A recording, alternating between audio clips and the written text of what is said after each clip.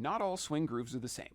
Because the style is so open-ended, there are limitless ways to play time, and different artists in different situations have made many different choices over time. Without a consistent and clear set of rules, it can be difficult to understand why something is working in a given situation or on a recording or not. Here are some variations in the swing groove that move from the least energy to the most so that you can intentionally match the moment in a piece with your playing. So one of the most common ways to start is to just play hi-hat on 2 and 4. 1, 2, 3, 4, 1, 2, 3, 4, oh, 1, 2. This is a nice unobtrusive way, if there's not a whole lot going on, to just keep a basic sense of time. Now up from that level, we're going to close the hi-hat, and we're going to start playing our ride just on the closed hi-hat. 2, 3, 4, 1, 2, 3, 4, oh, 1. You can hear that emphasis on 2 and 4, just because I'm hitting it a little bit harder. We also have the option at this point, and it'll be written out in the arrangement usually. So you can put clicks on the snare drum, or there might be some bass drum notes. Something like that. That's usually pretty specific to the arrangement, and it'll be written out for you. Now up from this level, I can actually loosen the hi-hat a little bit. Fills up a little more sonic space. There's a little more energy to it.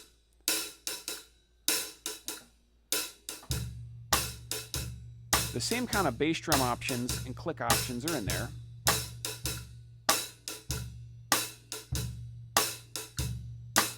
Something like that. Now the next thing we can do is we can start putting in that open-close hi-hat into beats 2 and 4. 3, 4.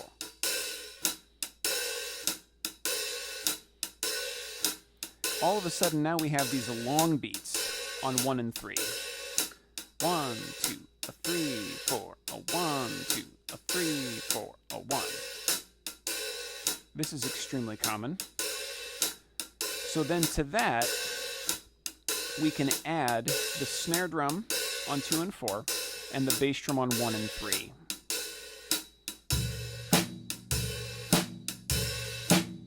This kind of back and forth 2-time groove is common when there's like a full song going. And then after that, we can add all 4 on the bass drum.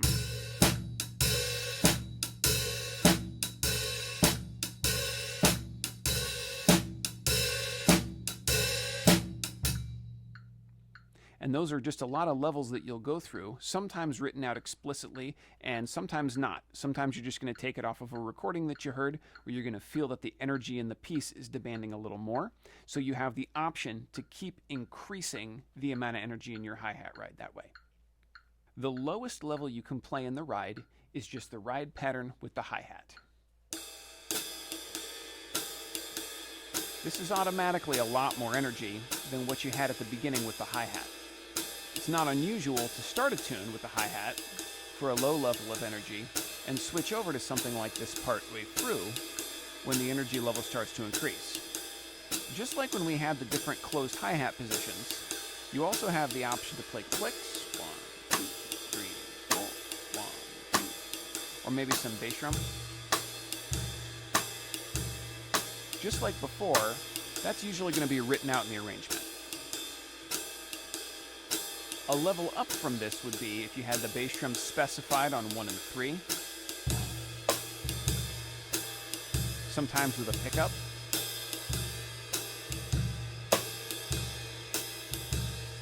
Something like that. And then what's considered the full ride is what we've been doing most of the time now, where you've got all 4 on the bass drum with your snare drum going. 1, 2, 3, 4, 1, 2, 3, 4, 1. Now, there's 2 levels above this that are specific to the ride symbol. One is at the end of a tune, you can go to a really heavy backbeat on 2 and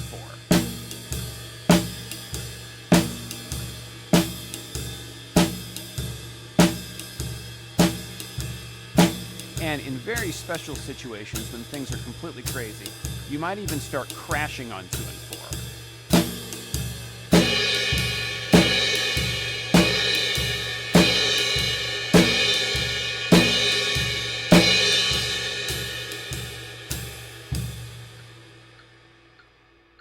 Listen for these in recordings of pieces that you're going to play and experiment switching between the nearby levels on the chart to see what fits your exact performance the best. Always practice this stuff to a groove at least 12 bars long, just for the consistency of your tone and timing. Make sure that you can smoothly switch between the levels. This is a large gray area of swing drumming, and there's not ever really a truly correct answer other than the one that seems to sound best and makes the ensemble play the best in the moment.